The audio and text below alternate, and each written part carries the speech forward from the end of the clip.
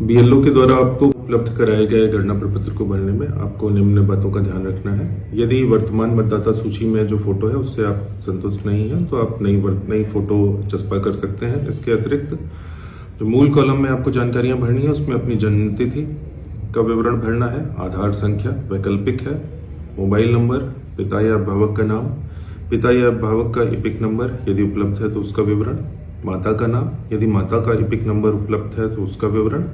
पति या पत्नी का नाम यदि आपका लागू है तो उसका विवरण भरना है, और पति या पत्नी की यदि इपिक संख्या है यदि वो उपलब्ध है तो उसका विवरण भरना है। इसके बाद में नीचे जो 2 कॉलम है उसमें यदि आप का नाम पिछली SIR जो सन 2003 में हुआ था उसमें यदि आपका नाम मतदाता सूची में सम्मिलित है तो उसका विवरण, अपना नाम, अपनी इपिक संख्या, संबंधी का नाम, संबंध, जिला, राज्य का नाम, ये आदि विवरण भरने हैं। और यदि 2003 में जो अंतिम SIR हुआ था उसमें आपका नाम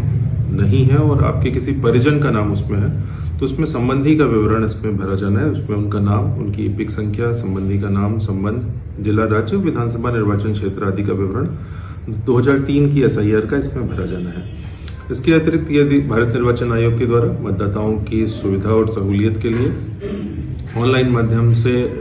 गणना प्रपत्र को भरने की व्यवस्था की गई है, जिसका लिंक नीचे दिया हुआ है और डिस्क्रिप्शन में किस प्रकार से आप गणना प्रपत्र को भर सकते हैं उसका विवरण है। तो कृपया समय रहते